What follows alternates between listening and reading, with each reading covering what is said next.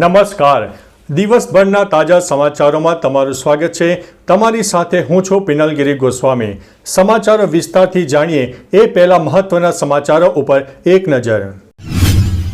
નમસ્કાર મિત્રો, અત્યારના સૌથી મોટા સમાચાર સામે આવી રહ્યા છે ડાંગથી. ડાંગમાં ધરતી આબા જનજાતીય અભિયાન શરૂ થયું છે. ડાંગ જિલ્લામાં ધરતી આબા જનજાતીય અભિયાન શરૂ કરવામાં આવ્યું છે. આદિવાસી સમુદાયના સર્વાંગી વિકાસ માટે આ અભિયાન શરૂ થઈ ગયું છે. આ અભિયાન 1 થી 15 જુલાઈ દરમિયાન યોજાશે. રાજ્ય સરકારના 13 વિભાગોના સંકલનથી આ કાર્યક્રમ યોજાશે. આહવા, વઘઈ અને સુબીર તાલુકાના દરેક ગ્રામ પંચાયતમાં ક્લસ્ટર પ્રમાણે કેમ્પનું આયોજન કરવામાં આવશે. આ કેમ્પમાં એક સ્થળેથી 25 સરકારી યોજનાઓનો લાભ મળશે. મિત્રો, અન્ય મહત્વના સમાચારની વાત કરીએ તો સુરતમાં દુર્ઘટના. સુરતમાં સલાબતપુરામાં સ્લેબ ધરાશાયી થવાની ઘટના સામે આવી છે. સ્લેબ બીજા માળ પર પડતા બીજા માળે રહેતા 4 લોકોને ઈજા પહોંચી. ફાયર વિભાગે તમામનું રેસ્ક્યુ કરીને હોસ્પિટલ ખસેડ્યા હતા. સદનસીબે કોઈ જાનહાનિ થઈ નથી. જૂના મકાનોનો સ્લેબ ધરાશાયી થયો હતો, પણ એક મકાનનો સ્લેબ ધરાશાયી થયાની ઘટના પણ બની ગઈ. 24 કલાકમાં 2 ઘટનાઓ બની છે. સુરતીઓ જર્જરિત કે જૂના મકાનથી હવે સાચવજો. મિત્રો, અન્ય મહત્વના સમાચારની વાત કરીએ તો વરસાદની જોરદાર બેટિંગ જોવા મળી છે. રથયાત્રાના બીજા દિવસે પણ અમદાવાદમાં મેઘો મહેરબાન થયો. શહેરમાં ધોધમાર વરસાદ શરૂ થયો, જેમાં એસજી હાઈવે, બોડકદેવ, વસ્ત્રાપુર, પકવાન, માનસી, ઇસ્કોન વિસ્તારમાં પણ વરસાદ પડ્યો. રિવરફ્રન્ટવાળા વિસ્તારમાં ઠંડક પ્રસરી.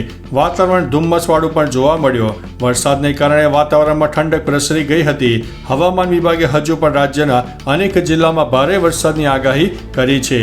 તો મિત્રો, તમારા વિસ્તારમાં વરસાદ છે કે નહીં, કમેન્ટ ચોક્કસથી કરજો. મિત્રો, અન્ય મહત્વના સમાચારની વાત કરીએ તો કમાટીબાગમાં દુર્ઘટના. વડોદરામાં કમાટીબાગમાં દુર્ઘટના બની હોવાના સમાચાર છે, જેમાં જોય ટ્રેનની અડફેટે માસૂમનું મોત નીપજ્યું છે. ટ્રેન ચાલક સામે ગુનો દાખલ કરવામાં આવ્યો છે. મિત્રો, અન્ય મહત્વના સમાચારની વાત કરીએ તો ઉત્તરાખંડમાં ભારે વરસાદ. બદ્રીનાથ રાષ્ટ્રીય ધોરીમાર્ગ પણ બંધ કરવામાં આવ્યો છે. ઉત્તરાખંડમાં ભારે વરસાદ ચાલુ થઈ ગયો છે. રુદ્રપ્રયાગમાં અકસ્માત, બસનો કાટમાળ મળ્યો નથી. ડ્રાઈવર્સ કહે છે કે ઉગ્ર નદીમાં ડૂબકી લગાવવી મુશ્કેલ છે. ડ્રાઇવિંગ કર્યા પછી પણ કાદવવાળા પાણીમાં કંઈ દેખાતું નથી. ગુમ થયેલા 8 લોકો અને બસને શોધવું હવે મુશ્કેલ છે. ચમોલી પોલીસે બદ્રીનાથ રાષ્ટ્રીય ધોરીમાર્ગ બંધ કરવાની માહિતી આપી છે. નંદપ્રયાગ અને ભાનેરપાણી નજીક પણ બદ્રીનાથ રાષ્ટ્રીય ધોરીમાર્ગ બંધ છે. મિત્રો, અન્ય મહત્વના સમાચારની વાત કરીએ તો ડેડિયાપાડા અને સાગબારામાં જળધોધ છલકાયા છે. હવામાન વિભાગની આગાહી અનુસાર નર્મદા જિલ્લાના 3 દિવસથી અવિરત વરસાદ વરસી રહ્યો છે. મિની કાશ્મીર તરીકે ઓળખાતા આ વિસ્તારમાં 6 ઇંચથી વધુ વરસાદ નોંધાઈ ગયો છે. ડેડિયાપાડા અને સાગબારાના જંગલ વિસ્તાર તેમજ સ્ટેચ્યુ ઓફ યુનિટી વિસ્તારમાં અનેક જળધોધ ધમધમી ઉઠ્યા છે. સતત વરસાદને કારણે નદી નાળા છલકાઈ ગયા છે. જંગલ વિસ્તારમાં આવેલા કુદરતી ધોધ અને ચેક ડેમ પણ છલકાઈ ગયા છે. મિત્રો, અન્ય મહત્વના સમાચારની વાત કરીએ તો શાળાએ જવા સંઘર્ષ કરતા વિદ્યાર્થીઓ. બનાસકાંઠામાંથી ગુજરાતની વરવી વાસ્તવિકતાનો એક વિડીયો સામે આવ્યો છે. બનાસકાંઠામાં નદીના ધસમસતા પ્રવાહમાં વિદ્યાર્થીઓ શાળાએ જવા સંઘર્ષ કરી રહ્યા છે. વિડીયોમાં જોઈ શકાય છે કે નદીમાં પુલ ન હોવાથી વિદ્યાર્થીઓ પાણીમાંથી પસાર થઈ રહ્યા છે. નદીના સામે કાંઠે કાકવાડા સહિતના ગામડાઓથી વર્ષોથી આ સમસ્યા છે. દર વર્ષે ચોમાસામાં નદી ભરાઈ જતા વર્ષોથી લોકો હેરાન થાય છે. મિત્રો, અન્ય મહત્વના સમાચારની વાત કરીએ તો કાળા ડિબાંગ વાદળો અને ધોધમાર વરસાદ. વડોદરાના સિનોર પંથકમાં સવારથી વરસાદી માહોલ જામ્યો. સવારથી જ આકાશમાં કાળા ડિબાંગ વાદળો જોવા મળ્યા. હાલ પણ તરવા, ટીમ્બરવા સહિતના ગામોમાં વરસાદ થયો. વરસાદના પગલે વાતાવરણ ઠંડુગાર બન્યું. સિનોર પંથકમાં ખેતીલાયક વરસાદ વરસી જતા ખેડૂતોમાં ખુશીનો માહોલ પણ જોવા મળ્યો છે. આ વર્ષે ચોમાસું ધમાકેદાર રહેવાની હવામાન વિભાગ દ્વારા આગાહી પણ કરવામાં આવી છે. મિત્રો, અન્ય મહત્વના સમાચારની વાત કરીએ તો ડાંગમાં ભારે વરસાદથી રસ્તા પર પડેલા વૃક્ષો દૂર કરાયા છે. ડાંગ જિલ્લામાં છેલ્લા કેટલાક દિવસોથી સતત વરસાદ પડી રહ્યો છે. ભારે વરસાદને કારણે માર્ગો પર અવરોધો સર્જાયા છે. માર્ગ અને મકાન વિભાગ 24 કલાક કાર્યરત છે. માર્ગ અને મકાન વિભાગના કાર્યપાલક ઈજનેર કેતન કુકાણાએ લોકોને અપીલ કરી છે જોખમી સ્થળો અને મુખ્ય માર્ગો પર વાહન પાર્ક ન કરવા, જળધોર નજીક સેલ્ફી ન લેવા અને અન્ય લોકોને મુશ્કેલી ન પડે તેવી પ્રવૃત્તિઓથી દૂર રહેવા વિનંતી કરી છે. મિત્રો, અન્ય મહત્વના સમાચારની વાત કરીએ તો એરટેલ AI છેતરપિંડી લિંક્સને તરત જ બ્લોક કરે છે. ઓનલાઈન સ્કેમ પહેલાં કરતાં વધુ સ્માર્ટ છે.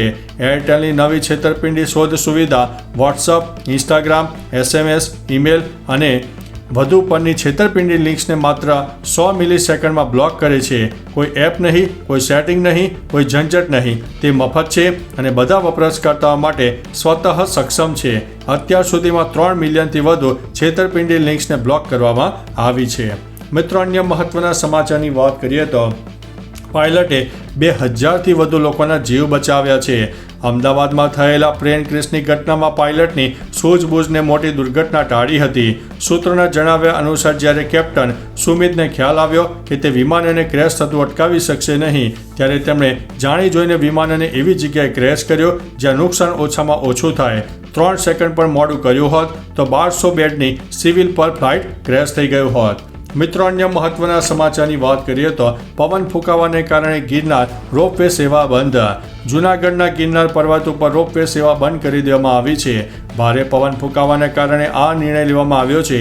ઘણા દિવસથી ભારે પવનના કારણે સંચાલન ઉપર તેની માઠી અસર પડી છે. જો કે પવનની ગતિ સ્થિર થતાં રોપવેની સેવા ફરીથી શરૂ કરવામાં આવશે. જે લોકોએ એડવાન્સ બુકિંગ કરાવ્યું હતું તેમને મેસેજ કરીને આ બાબતે ધ્યાન દોરવામાં આવ્યું છે. મિત્રો, અન્ય મહત્વના સમાચારની વાત કરીએ તો ગીરા ધોધ સક્રિય થતાં પ્રવાસીઓ ઉમટી પડ્યા છે. વરસાદી વાતાવરણમાં ડાંગનું કુદરતી સૌંદર્ય સોળે કળાએ ખીલી ઉઠ્યું છે. જેમાં ડાંગ આગવી ઓળખ ધરાવતો ગીરા ધોધ સક્રિય થતાં સૌનું ધ્યાન આકર્ષાયું છે. ડાંગના ગીરા ધોધને નિહાળવા માટે સહેલાણીઓ ઉમટી પડ્યા છે. ડાંગના અનેક ધોધ પણ સક્રિય થતાં આહલાદક દ્રશ્યો સર્જાયા છે. પ્રવાસીઓ કુદરતી સૌંદર્યની મજા માણવા માટે ઉમટી પડ્યા હતા. આવા સ્થળે જતા બાળકોની ખાસ સાવચેતી લેવી જોઈએ.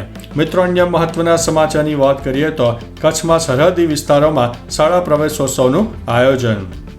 કચ્છના સરહદી વિસ્તારોમાં શાળા પ્રવેશોત્સવનો પ્રારંભ થયો. રાજ્યના મુખ્યમંત્રી ભૂપેન્દ્રભાઈ પટેલે કુરનમાં ભૂલકાઓને આંગળી પકડીને શાળામાં પાપા પગલી કરાવીને પ્રવેશ કરાવ્યો હતો. મુખ્યમંત્રીએ કુરન ખાતે નવનિર્મિત પ્રાથમિક શાળાના અત્યાધુનિક ભવનનું લોકાર્પણ કરીને વર્ગખંડમાં બાળકો સાથે ગોષ્ઠી પણ કરી હતી. મુખ્યમંત્રીએ બાળકોની સાથે કાલી ગેલી ભાષામાં ગોષ્ઠી કરતા તેમણે શાળાને નિયમિત આવવા માટે પણ જણાવ્યું હતું. મિત્રો, અન્ય મહત્વના સમાચારની વાત કરીએ તો સુરતમાં railway cable તૂટ્યો.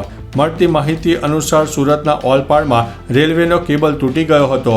Kim railway station પર આ ઘટના બની હતી.